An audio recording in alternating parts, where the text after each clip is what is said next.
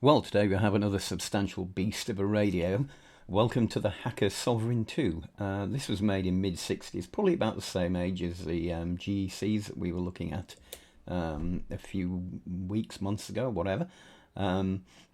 Pretty much more advanced though. Whereas the GECs are full of germanium transistors, this has got pretty much all silicon transistors as far as I can tell. It's, as you can see, quite a big thing. I put it on its side here because standing up all you get is this big speaker. But here's another feature. You know how with AM radio you have to sort of twist it around to align with the transmitter. Well, this thing's got a nice little turntable feature on the bottom of it so you can spin it around. That's great, isn't it? That makes things so much easier.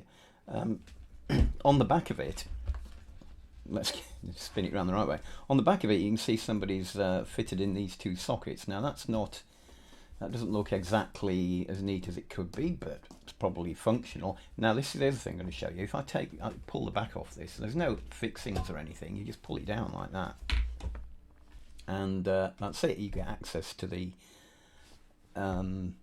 everything in it. But I think the real reason why they did this was for you to put the batteries in here, and I'll come to that in a minute. Also, if you look at the front again, you can see on the up here there's some little markers that you can use to set where your favourite stations are, a bit like they appeared on the outside of the Grundig Yacht Boy and things like that. And the way you fix those is you open up the back of the radio. I'm really enjoying swiveling it around like this, it's so much fun. You open up the back of the radio and there's these little things here that actually set where those are. So you move those around and then screw it back together again. It just lets you set your markers.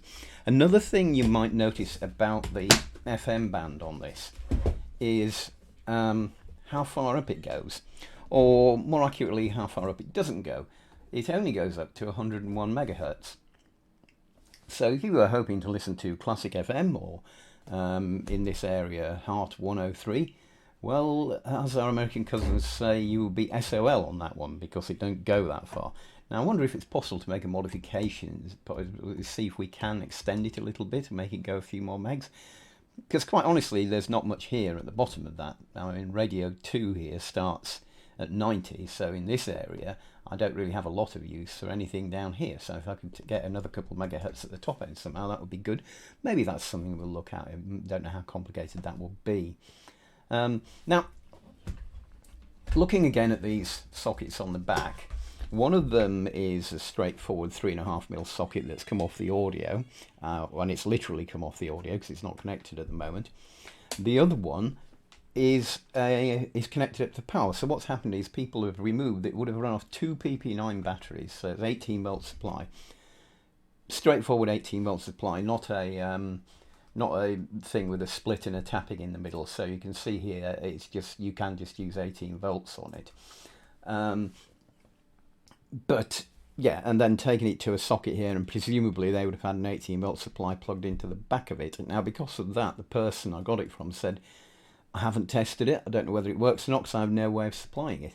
So I think what I would do is probably at the moment just hook this up to a couple of PP3s and see how we get on. Right, well the first thing I've noticed, having wired up a couple of batteries to it, is that you get this crackle and noise from it. I've got it switched to FM, even though it's switched off. So obviously the wiring that they've done has bypassed the on and off switch, means batteries won't last very long. That obviously wouldn't have mattered if they'd previously had a mains power supply. They could have just turned it down, although it hasn't completely gone down. And there's that noise. And also, it's a bit intermittent there on that volume control. Step 3 Stratford are 1-1 against Shrewsbury Town at the moment in that one.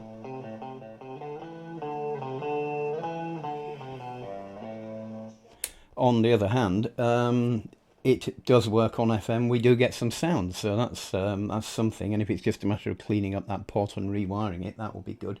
Let's see if we can get something on one of the other bands. So let's try medium wave for a start.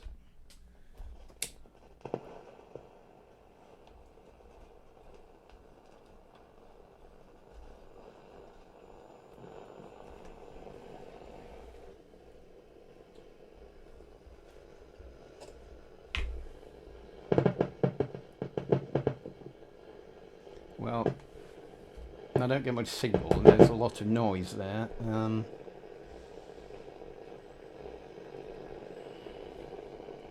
That's about where 5 Live should be, and I'm not hearing anything.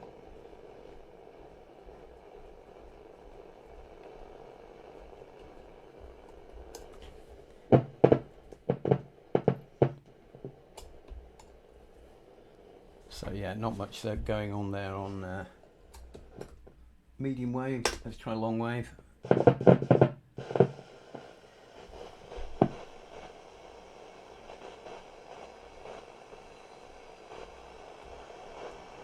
No, not much there either. So, yeah, seems to work on FM, not on AM, and a bit of a wiring issue around this pot here.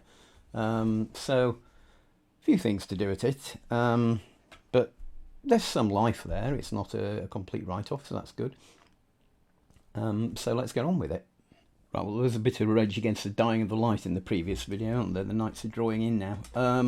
So I've managed to also, I didn't have old Mat Blur here to hold all the screws and things, which is a crime when you're taking apart these sort of things. You don't want to lose the components. So getting this back into a brighter place, I've been able to remove this assembly here, which is basically the FM front end, and also has, while I was doing that, I actually took the opportunity to replace, it's difficult to show you now, anyway, there's a big old red capacitor here, which is the supply reservoir.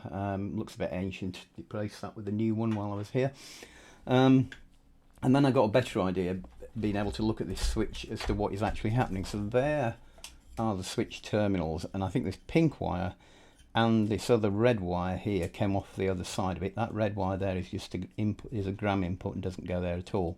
So really all we need to do, I think, is put the battery wire onto the other end of that switch, and we should be in a better place.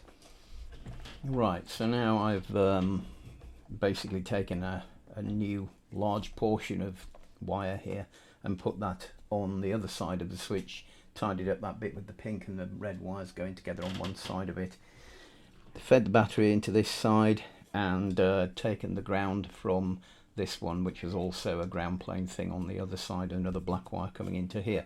So let's put it back together and see if that improves things.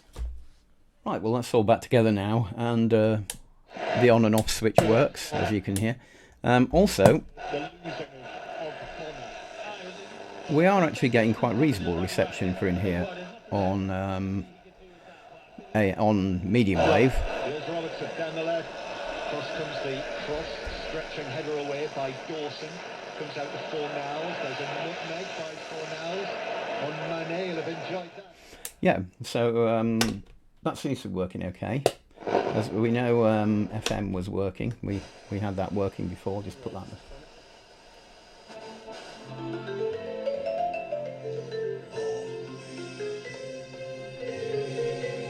Yeah, that's all working. It's just a long wave. I still don't seem to be able to get any station there. Although I thought I'd tuned into something, but it seemed to be like an echo of something from the medium wave, like that football match we were just listening to. So I think that'll need a little bit more investigation. Also, I need to put a couple of my favourite PP3 holders into here to make this a sort of permanent power installation. And then, yeah, so we'll look at that in a future video.